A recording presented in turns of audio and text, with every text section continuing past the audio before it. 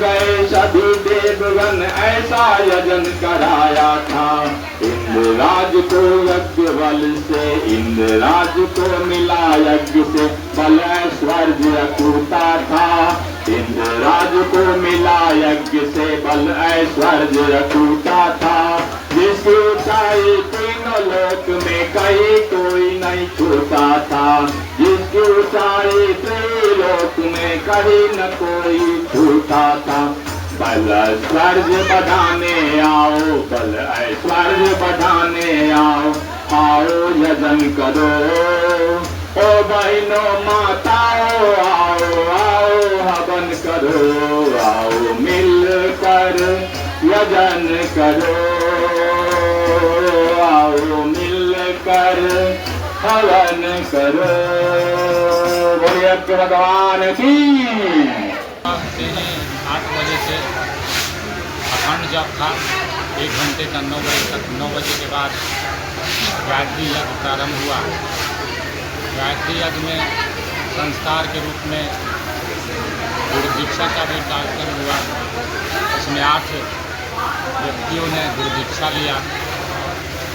इसमें संख्या लगभग 250 के आसपास में था और कुछ नया करने का संकल्प लिया गया। धरती पर जो स्वर्ग की अवतरण की जो अवधारणा जो गुरुदेव ने दिया है, गुरुदेव पंडित राम शर्माचार्य जी ने, उस उद्देश्य को पूरा करने के लिए यहाँ संकल्प लिया गया। इस टोले को, इस गांव को और बढ़ते बढ़ते पूरे राष्ट्र में गुरु का जो ज्ञान है, गुरु का जो ज्ञान प्रसाद है, प्रवाह है, उसको सब जगह तक फैलाना है। यही हम शिष्यों ने आज संकल्प लिया है।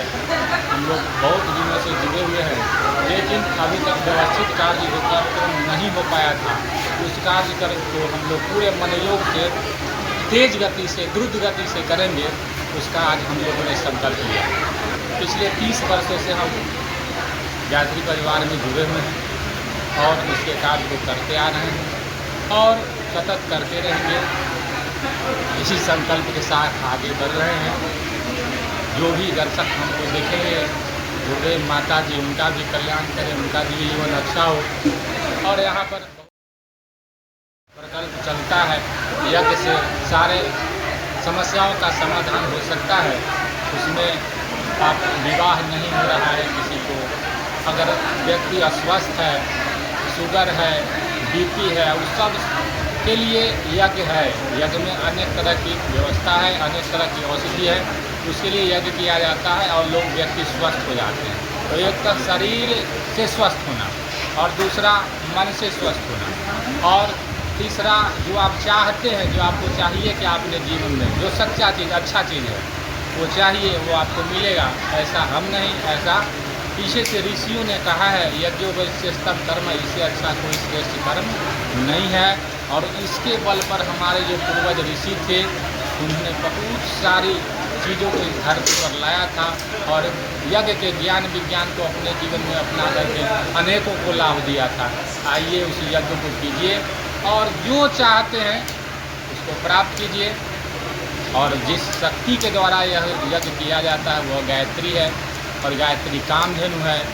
स्वर्ग लोक और पृथ्वी लोक दोनों की वह माता है, वह उससे सब कुछ प्राप्त हो सकता है। तो गायत्री को साथ करते हुए यह गायत्री और यज्ञ दोनों को मिला करके, यज्ञ पिता गायत्री माता दोनों का समन्वय करके व्यक्ति ऊँच बन सकता है, महान काम कर सकता है। और जो भी साधक या जो भी परिजन है वो चाहते हैं कि हम अगर बड़ा काम करें सामाजिक रूप में, तो गायत्री यज्ञ को अपने जीवन में स्थान दीजिए, वो आपको पूर्णता तक पहुँचा देगा।